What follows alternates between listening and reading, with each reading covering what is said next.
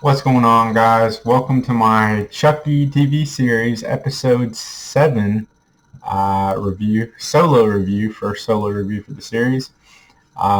It is Thanksgiving Eve, Thanksgiving Day tomorrow, so Vanessa has been cooking lots of stuff and getting the house ready for tomorrow today. So she's not going to be in this video, but I'm sure she'll be in the next one for the finale for sure, right? So let's see. We finally get our answer in this episode for the master plan for Chucky all along. I had totally spaced and forgot that we got Jennifer Tilly or Tiffany in a scene in Curse where she has the doll and she sends it to Andy. So this has been a plan all along. And now that I realize what the plan is, I'm not sure how well that fits with the whole order of it or how it really works. But still, we still got an episode to go, so maybe there will be more branched on it, right? The master plan being that whenever he has somebody else do the killing for him, or I'm unsure if the killing actually literally has to be done with him, which is funny, using his body as the murder weapon. I don't know what the rules are here. Hopefully they'll be explained. But whenever that happens, another doll comes to life independently. I believe it's just one doll per kill. I'm not sure if the entire doll army came alive at the end.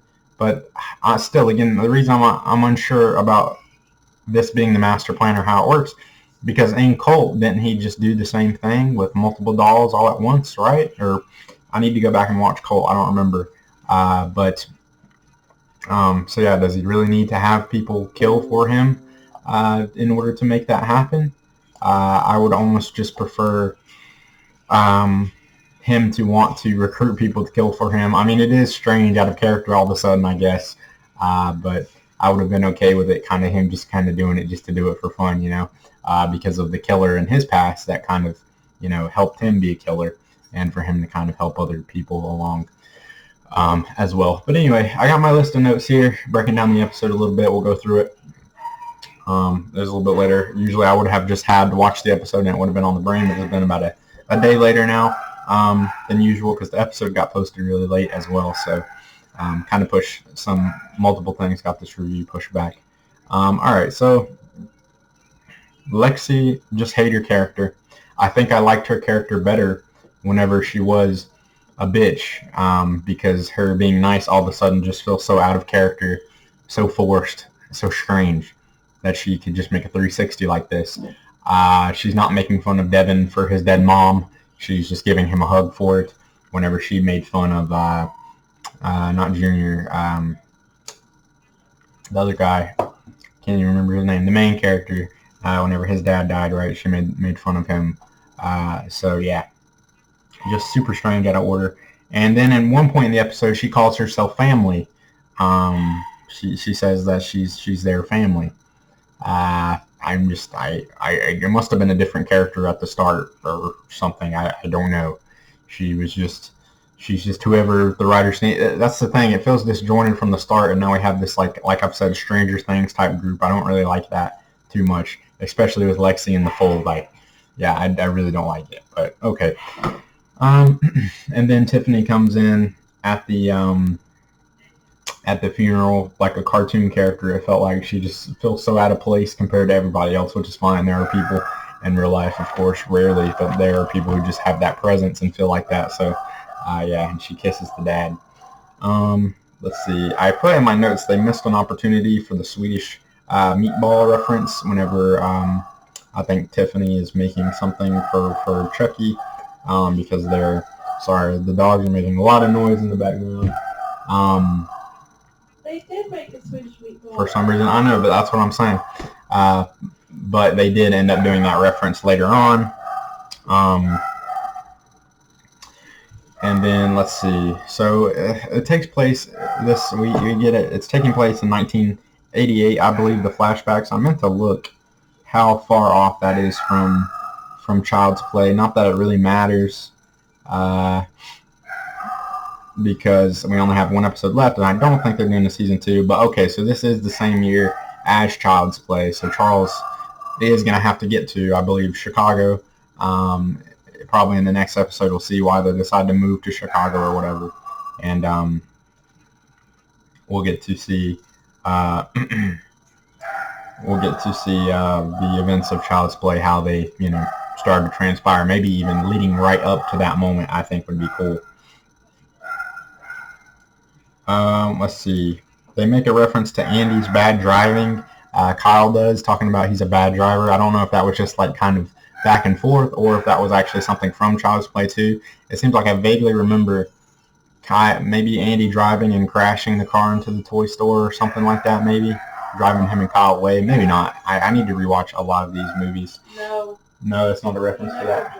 Okay, well, alright, so that was not a reference to anything. Andy leaves Kyle behind. I'm sure we'll see her catch up, but I get the notion he did it because she's got a husband back at home, something to live for, doesn't want her getting killed by Chucky, where Andy, I guess, just doesn't. I mean, we know he doesn't. I think we saw in Cult, he's failing on all these dates that he has, these Tinder dates or whatever.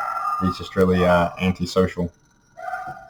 Man, the dogs are killing me home. Hey, stop! She's killing me. She's killing me. Okay. So then let's see. So then Devin says that being around what's the main kid's name, babe? I can't remember. Being around Jake hurts because it didn't really make sense, the reason, but I think later on we get the notion that it was kind of a bullshit reason that he was giving him just so he could go off on a suicide mission, basically to kill Chucky, get revenge for his mom, but yeah, telling him, being around you just hurts because of my dead mom. I don't know how that has any much to do with Jake in that way, but it was just a bullshit reason.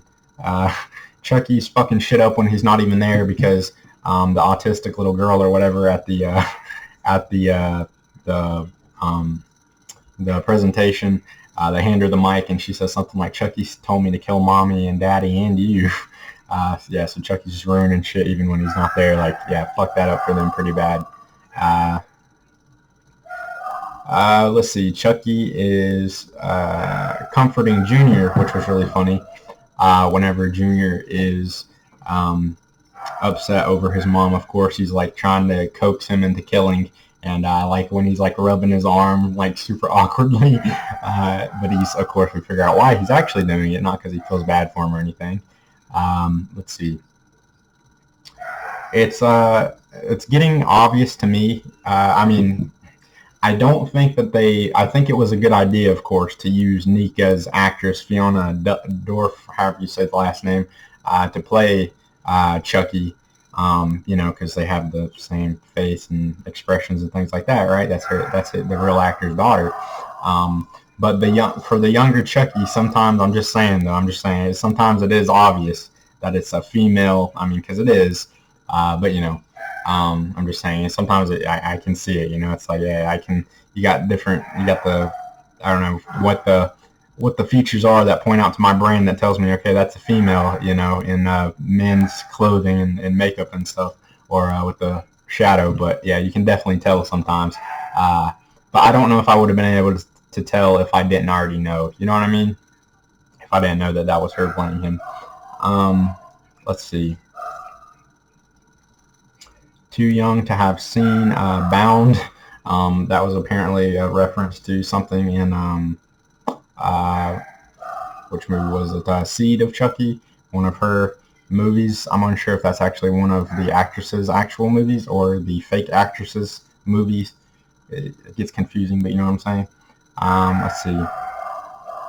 There's a funny line by this security guard that Jake runs into. When he's trying to get the Chucky doll from him, wherever he's trying to deliver it to, he turns around and he said, "Listen, kid, I don't give a shit what you need." I was like, wow, that extra really committed to that line there. That was pretty good. Vanessa made a funny thing to this comment about this, and I was going to mention it whenever Devin is untying Nika. She said yeah, he might as well have started with the hands and not the feet, because it's not like she can move her feet anyway. I was like, wow, that's fucked up, but yeah, it's true.